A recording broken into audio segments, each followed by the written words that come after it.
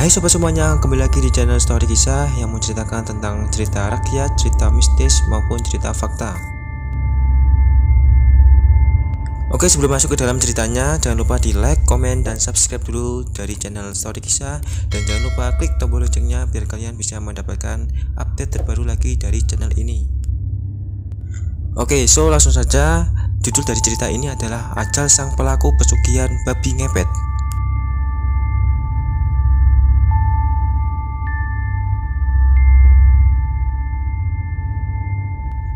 Cerita ini adalah cerita yang dialami oleh si Agung dan si Ayu, yang dimana dia melakukan pesugihan babi ngepet.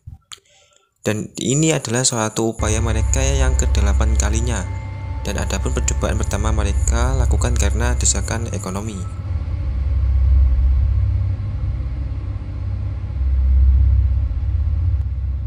Awalnya, baik si Agung maupun si Ayu tidak memiliki pikiran sama sekali untuk melakukan pesugihan babi ngepet.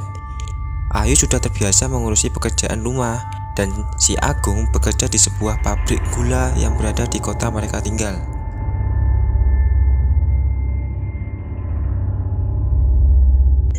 BTW, si Agung dan si Ayu ini adalah pasangan suami istri ya, dan dia juga memiliki satu anak yang bernama si Jaka.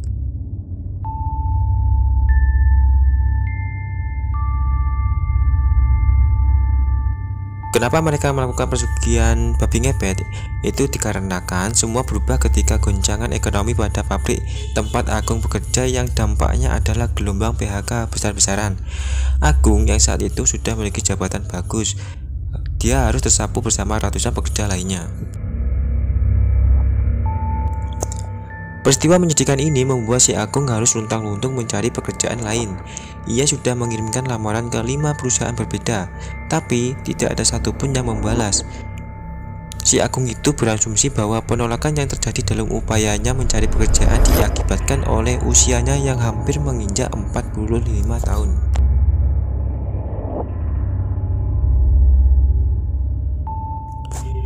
Uang pesangon pun tidak mereka manfaatkan dengan baik. Baik si Agung maupun si Ayu, dia merasa tidak memiliki kemampuan untuk mengelola bisnis, sehingga mereka memilih untuk menyimpannya, berharap ada peluang bisnis yang cocok untuk mereka pekerjakan.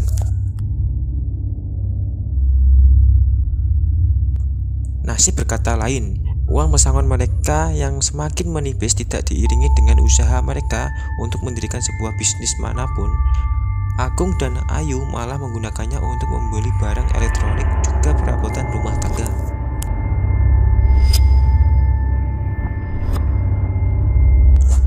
Agung sebenarnya sempat mencicil sepeda motor yang ia gunakan untuk bekerja sebagai ojek, tetapi penghasilannya tersebut tidak dapat menutupi kebutuhan keluarganya, sehingga motor tersebut harus ditarik lagi karena putusnya uang cicilan.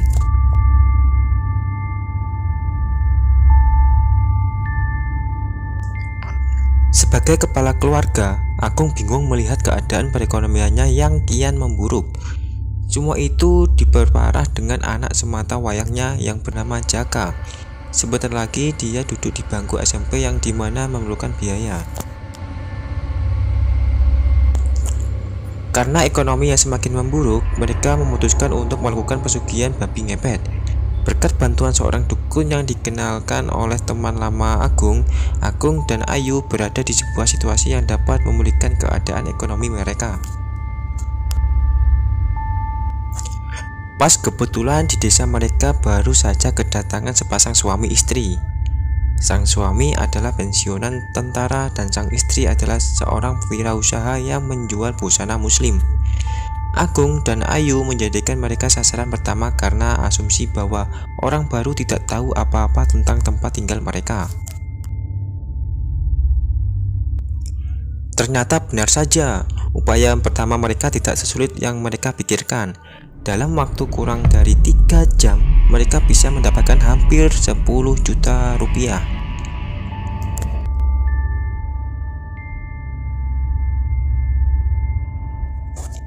Tidak ingin jatuh lubang yang sama, Agung dan Ayu sepakat untuk mempergunakan uang haram tersebut untuk membuka warung sembako dan sisanya untuk ditabung.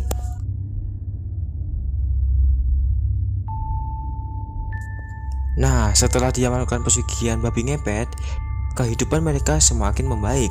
Tetapi tetap saja, apa yang mereka lakukan itu akan berdampak buruk bagi mereka. Awalnya si Agung merasa dia ketika sudah keadaan kehidupannya mereka membaik, dia ingin berhenti dari perbuatan tersebut. Tetapi kenyataannya si Agung semakin rajin melakukan ritual babi ngepet tersebut dengan alasan menjadi babi tidak sulit bekerja di pabrik atau merintis bisnis.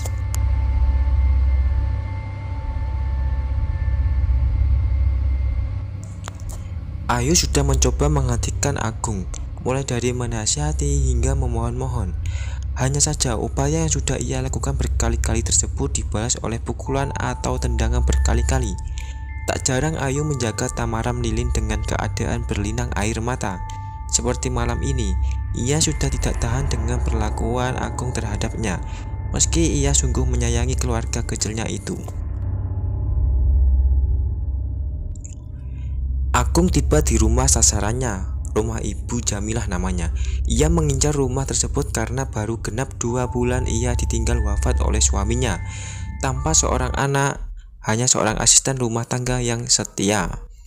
Arman mulai menggesek-gesekkan hidung ke pagar rumah Ibu Jamilah yang tingginya 1,5 meter lah. Entah bagaimana caranya, dengan menggesek-gesekkan hidung ke pagar rumah sasaran, uang si pemilik rumah otomatis berpindah ke hadapan Ayu.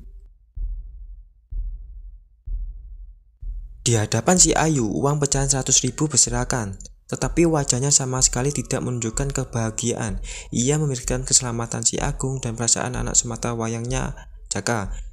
Bagaimana Jaka jika tahu bahwa semua yang dimiliki adalah hasil pesugihan? Saat sedang asik menggesek-gesek pagar, ada cahaya yang menyilaukan penglihatan si Agung. Pertanda bahwa seorang yang menggunakannya memperhatikannya. "Babi, ada babi!" teriak seorang pria di atas sepeda motor. Agung tidak dapat melihat jelas wajah pria tersebut karena ia panik dan memutuskan untuk melarikan diri. Melihat seekor babi berlari ketika diteriaki membuat si pengendara motor berpikir bahwa yang ia lihat bukanlah babi biasa.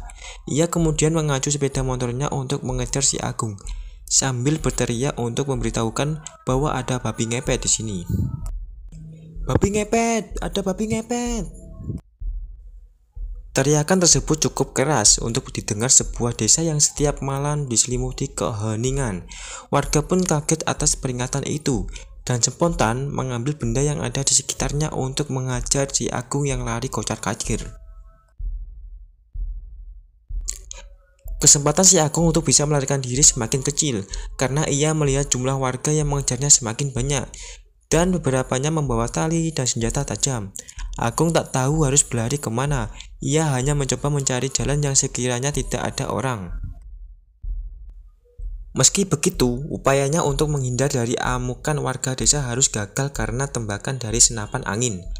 2 butir peluru yang menembus paha membuatnya tumbang. Dalam wujud babi, Agung diikat dengan keadaan babak belur lalu diarak menuju kantor kepala desa. Apa yang Agung lihat sekarang ini mungkin adalah waktu-waktu terakhirnya, termasuk waktu terakhir bagi dirinya untuk melihat istri dan anak kesayangannya yang terlihat dari kejauhan. Pergi membawa 2 tas dan 3 bungkusan besar tanpa ia bisa memanggilnya.